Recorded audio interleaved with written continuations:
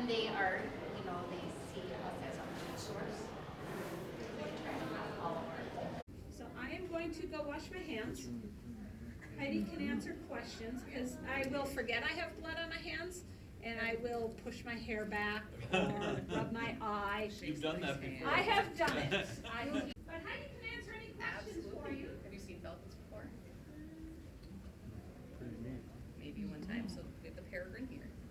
He is the worldwide falcon, fastest animal on Earth. Yep, they can dive over 200 miles an hour. Wow. That's how they are faster than their prey. Yep, it's a game of speed. All the falcons are fast. Maddie is a falcon from the Arctic. And then down there we have Odin, who is a merlin, who is a smaller falcon from up north. I have some in my yard in Duluth. Really? Yep. Wild? Again, it's eat or be eaten kind of a world out there. That's how everything can kind of survive. So with falcons being as fast as what they are, especially right now, they're very, very defensive on territory. We've got about a dozen nesting territories on the lower Mississippi between Minnesota and Wisconsin on both sides of the river. So the easiest way to know you have nesting peregrines is just sit. And if a red tail or an eagle comes flying by, that falcon's gonna come off that cliff face and pound the living daylights out of that eagle, strafing it. And you know they've got eggs or chicks, gonna lose a bird. It's gonna take off on you. It's one reason we don't fly our birds in March a lot of times, because hormones come into play. They have other priorities than wanting to come back to you. So why would you if you see this nice honey out there, you know, where you can start making babies? That's your goal in March, April, May, and June, is reproducing. Where honey's over those years, that's a big investment to just take off.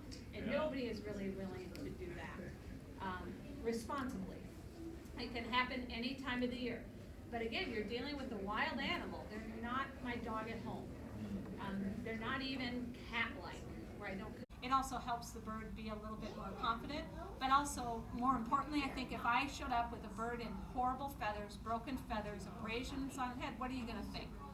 She's some crackpot lady that's not taking care of her bird, and you should. So I do recommend, if you, as soon as I put that in, that feather is stuck that way. The bird's gonna move, the feather isn't, it's gonna be pointed out at an angle, it's gonna be the wrong direction, it might be turned backwards.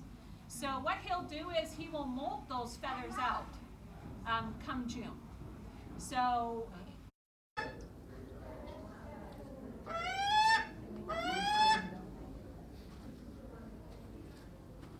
just like a child, if she picks it up and throws it, we're done.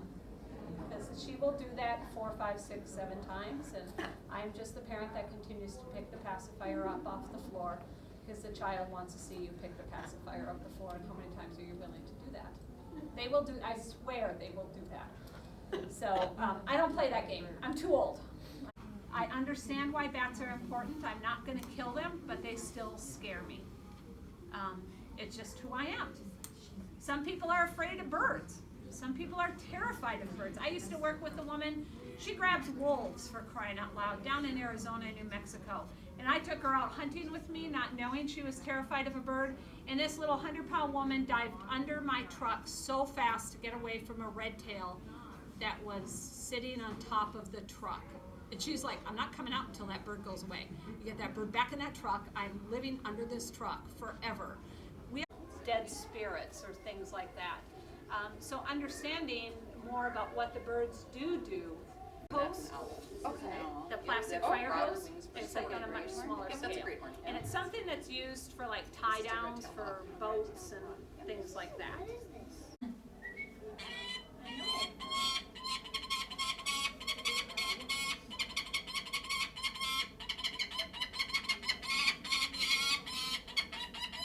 He's basically saying, I got something to complain about. For me, I didn't want to drive even 30 miles an hour. But he is slowly joining onto our education team.